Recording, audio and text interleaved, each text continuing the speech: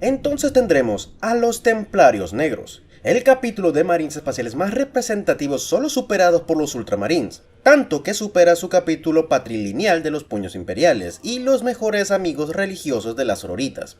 Son el capítulo que tiene como predilección el combate cuerpo a cuerpo por encima de todo, en una cruzada eterna contra los enemigos de la humanidad. Son sin duda el capítulo de Marines espaciales que tanto aliados como senos y traidores sudarán frío, pues a ellos no les temblará la mano en ejecutar a todos a quienes están a su lado del que vea debilidad. Son cruzados espaciales con superpoderes, y si para los bizantinos fue una catástrofe, imagínenlos como supersoldados en cantidades ridículas, porque sí, ellos no siguen el códex, por lo que no se limitan a los 1000 marines. ¿Cuántos tienen? No se sabe a ciencia cierta, pero trataremos de averiguarlo, por lo que comencemos con su historia. Si bien es cierto que son de segunda fundación, su origen se remonta en la Gran Cruzada, más concretamente unas décadas después del descubrimiento de Rogal Dorn, cuando fundó a los Hermanos Templarios, siendo la primera compañía de la Legión. Estos estaban liderados por el que llamaban como el Maestro de los Templarios, siendo el capitán con el mejor puntaje de batallas singulares de todas, y tenía el honor de portar el arma reliquia llamada como el Imperator Rex. Obviamente el que ostentó este título básicamente desde el inicio sería el Gran Segismund. Estos templarios se distinguían del resto de la legión, pues sus armaduras ya portaban el negro en ellos y tenían las cruces templarias. Se formarían de manera oficial con la implementación del Codex Astarte de Guilliman, cosa que Dorn jamás quiso, y casi inicia otra guerra civil en el imperio, pero al final cedería por los hechos ocurridos de la Jaula de Hierro, y porque según cuenta la leyenda, los tildarían de herejes, pues si bien no les gustaba la idea de Guilliman, era necesaria para el nuevo imperio que nacía. Uno de esos capítulos nuevos serían los creados de la primera compañía de Segismund, renombrándose como Templarios Negros. ¿Por qué renombrarse así y no manteniendo el nombre antiguo? Bueno, eso es porque durante la Gran Purga, Rogal Dorn adoptaría el negro como señal de luto, y del que ya no iría a la defensiva. De ahí, los templarios adoptarían ese enfoque a diferencia de su capítulo progenitor y hermanos. Así, Segismund comandaría su capítulo como su primer gran mariscal, y para demostrar su lealtad al emperador, reuniría una poderosa flota y comenzaría la mayor cruzada hecha por Astartes, más grande y duradera de la historia imperial, una que después de más de 10 milenios sigue en curso. Durante ese periodo han tenido una gran cantidad de campañas llenas de renombre, como la Primera Cruzada Negra, en la que protegerían de manera exitosa la puerta de Cadia contra las huestes traidoras, del que en combate singular el gran mariscal Segismund casi logró matar a Abaddon. Sin embargo, el traidor saldrá triunfante. Abaddon y sus herejes le tenían tanto respeto que devolvieron el cuerpo, armadura y reliquias que posea totalmente ilesos, solo obviando que estaba partido en dos. Pero aún así es algo muy digno de mención. Otro de sus acciones serían el Aullido, donde terminaría en la llamada herejía de la Catalexis, ejecutando a su líder llamado como el Cacodóminus, un cyborg xeno tan poderoso que controlaba más de 1000 sistemas y tenía el potencial de destruir el imperio, lo cual lograron triunfar. Junto a su capítulo progenitor serían la punta de lanza para el coloquial segundo asedio de Terra, donde intentarían poner fin al reinado de sangre de Gokshvandar. Todos sabemos cómo terminó eso.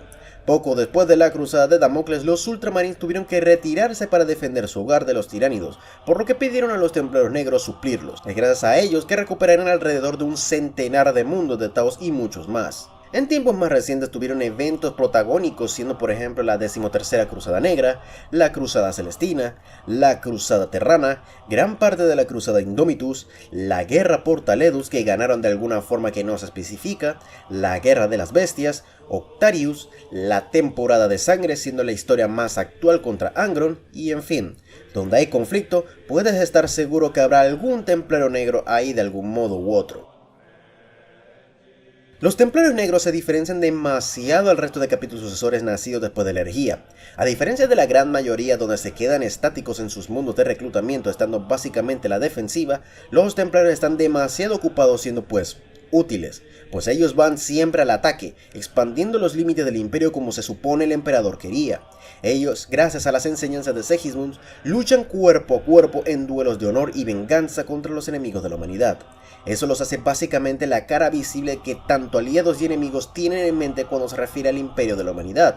Estos se dividen en varias cruzadas y esos a su vez en compañías de batalla. No se sabe con exactitud cuántos hay en el capítulo, pero se presume lo suficiente como para inquietar al más novato inquisidor. Estos están organizados de manera muy distinta a lo que el Codex dicta, siendo en orden ascendente de este modo: neófito. A diferencia del resto de capítulos que usan a sus neófitos como unidades de reconocimiento, los templarios los usan como reclutas regulares, es decir, que ellos son tan marines como el resto y son entrenados por un iniciado templario como si de un maestro y aprendiz se tratase. Si por algún motivo fracasan las pruebas, serán transformados en un servitor cenobita, los servidores exclusivos del capítulo que tienen el honor de llevar las reliquias y entonar las oraciones hacia el emperador y dar refuerzos de fe a los hermanos de batalla. Si los neófitos sobreviven lo suficiente, pasan a ser iniciados. El templario negro base, siendo la columna vertebral de las compañías de combate, siendo básicamente un marín táctico. Ellos son los responsables de sus respectivos neófitos y son los responsables de ascenderlos a un igual. Al ser la unidad básica puede tener una gran variedad de especificaciones que el mismo marín desee. Luego de esos están los hermanos de la espada. Son equivalentes a primera compañía o veteranos de compañía, pues es lo que son, escuadras de veteranos del capítulo, y son los únicos permitidos en usar armaduras Terminator. Estos están exentos de la tediosa tarea de entrenar neófitos, por lo que ellos no tienen esta unidad en sus escuadrones. Los execratores son los capellanes exclusivos de los templarios. Si los capellanes regulares ya son temibles por sí mismos, estos los superan en rabia, al punto que serían los más cercanos a un capellán de devorador de mundo leal. Son mucho más vigilantes que un capellán regular y deben serlo, sabiendo la clase de capítulo que deben mantener a raya en todo momento. Por alguna razón son los primeros en ir al frente y los últimos en morir, o bien sobrevivir. El castellán o castellano en español es una unidad equivalente a teniente y es temporal, pues como las cruzadas templarias son tan extensas, el mariscal no puede estar en todas, y es por eso que él nombrará de entre los hermanos de la espada su representante para liderar alguna campaña o batalla específica. También puede ser elegido por sus propios hermanos gracias a los méritos. El campeón del emperador son los guerreros de élite que tienen como único propósito ir al campo de batalla y retar en un duelo 1 contra 1 al campeón o líder del enemigo. Estos no se eligen por méritos o porque sí, no. Estos se eligen cuando todos meditan al unísono, normalmente durante los preparativos de la batalla. En esos momentos tendrán pensamientos intrusivos o visiones del propio emperador donde de algún modo los guía a la victoria. Luego el capellán ve al Astarte convulsionando y se da cuenta que él es el elegido del emperador. Se les da una armadura de artífice que llaman como armadura de fe y la famosa espada negra, una enorme espada de 2 manos de ónix negro. Según se cuenta, solo hay 10 de estas espadas por cruzadas. Con su armadura y espada, ahora lideran a los templarios entonando las 4 votos con una furia justa, que son: no permitas que viva el inmundo, defiende el honor del emperador, aborrece a la bruja, destruye a la bruja, acepta cualquier desafío, sin importar las probabilidades.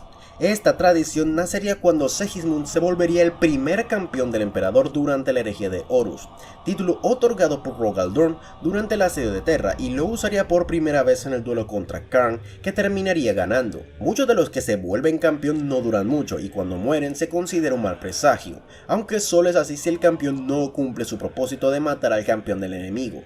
En sí mismo el título no es exclusivo del capítulo, pero detalles. El mariscal sería el equivalente al hermano capitán del Codex, siendo el comandante de compañía de sus flotas cruzadas individuales. Son la máxima autoridad en cualquier cruzada que lideren. Sabiendo la gran cantidad de cruzadas que hacen, deben haber tenido una cantidad razonable de ellos. Estos son elegidos por los hermanos de la espada para ser candidatos a mariscal, y entonces el alto mariscal los puede confirmar o negar.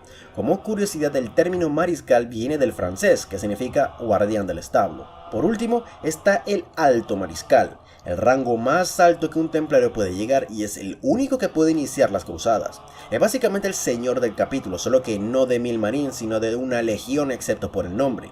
Es el comandante en jefe del capítulo y sabe dónde y cuándo iniciar una cruzada. Está imbuido en todas las tradiciones del capítulo y es considerado como la manifestación viviente del mismo. Solo él conoce todos los secretos del capítulo, incluyendo el número exacto de cuántos templarios están activos en la galaxia. Es sin duda el comandante más autónomo del imperio, pues no necesita de los altos señores para iniciar o justificar un despliegue de sus fuerzas, y por extraño que parezca, tanto él como los mariscales son raros de ver en la batalla terrestre, pues normalmente se ven en los cuarteles evaluando el campo y aconsejando a los escuadrones a tiempo real. Algo curioso que su modus operandi sea tan contemporáneo, ¿no lo creen? Como ya hemos visto, los templarios son básicamente la definición más literal de un capítulo nómada, por lo que no tienen ni necesitan de un mundo monasterio permanente. Estos lo que hacen es crear varias fortalezas en varios mundos que pasan y conquistan, y del que como reclutan es tan variada como la cruzada quiera, pues a cada cruzada es autónoma y recluta como mejor le parezca, desde los típicos de buscar bestias peligrosas, que te secuestren, entre otras más. Sin embargo, por extraño que parezca, muchos son los que quieren ser templarios negros. A estos se les llaman Spectatem y deberán hacer un viaje a incontables fortalezas que ellos construyeron a lo largo de la galaxia. La mayoría ni tienen personal, por lo que su viaje mortal termina fatal, pero si logran encontrar una con al menos un marín, bueno, tuvo suerte. O no, dependiendo de quién se le hable. Todos sabemos de qué se basan los templarios negros, pues son básicamente el estereotipo de caballero cruzado. Pero la pregunta es, ¿cuál orden? A primera vista por el nombre parecerían templarios, pero de color negro. Pero no es así. Los templarios negros son una combinación de 3 órdenes: templarios, hospitalarios y teutones. Y sabiendo que los puños imperiales se basan en el Sacro Imperio Romano Germánico, su parecido a los teutones prusianos queda muy evidente.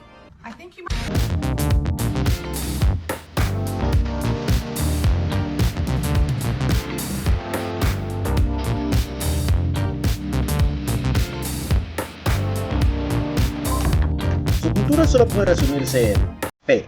Son el capítulo estereotipo donde sí creen que el emperador es un dios, y gracias a eso tienen un estrecho vínculo con la eclesiarquía, y por regla de 3 con las hermanas de batalla, del que tienen una muy estrecha relación de alianzas. Si no es porque son física y mentalmente estériles, ya habría tasas de reclutamiento tan grandes como la 597 de Valhalla, si saben a lo que me refiero. Si no, pregúntenle al comisario Caiaphas Cain.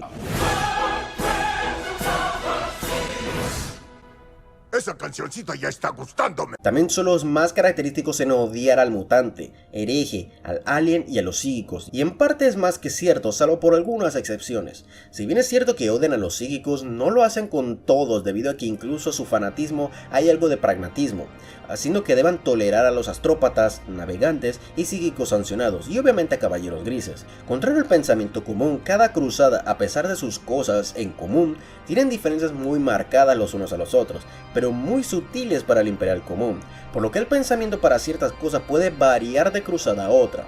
Un ejemplo claro fue en la implementación de los primaris, que el gran mariscal Helbrecht los aceptó con gusto, pero otros o lo vieron con mucha cautela o de plano los rechazaron y se volvieron herejes sin querer, matándolos a todos y a los custodios que fueron con ellos. Sin embargo, aparte de ese evento extraordinario, su fidelidad al emperador es algo incuestionable.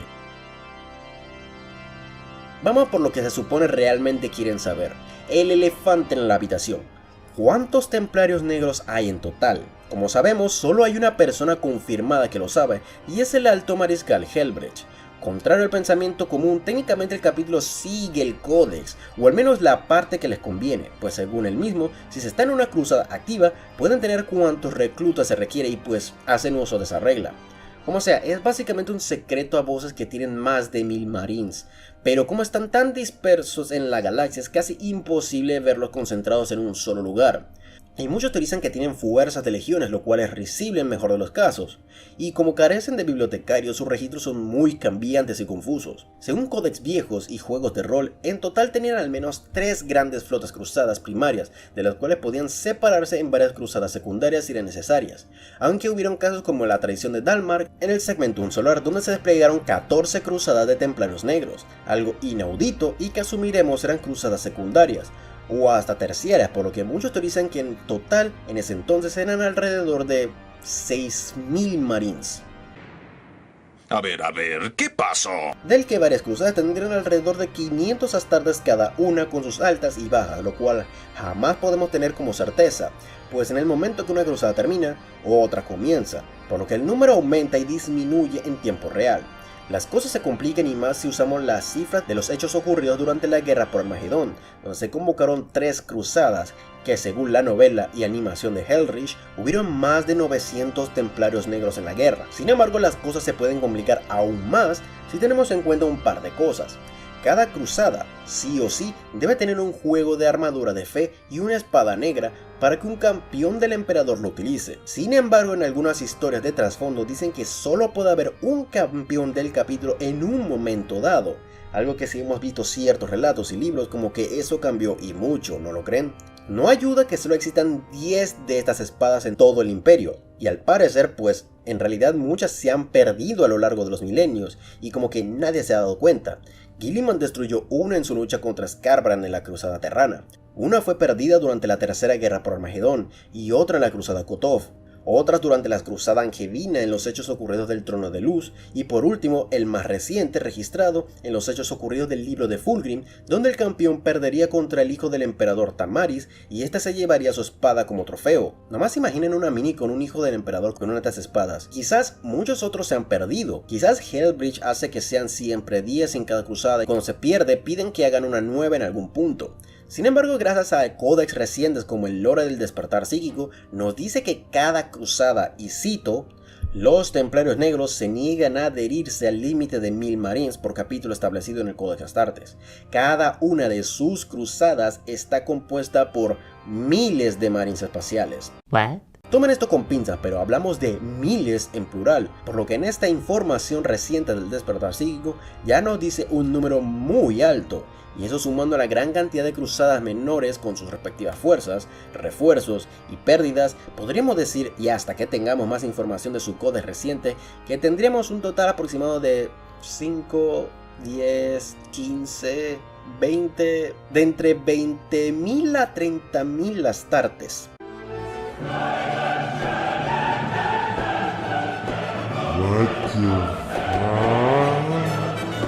Entre ese rango, no más, no menos.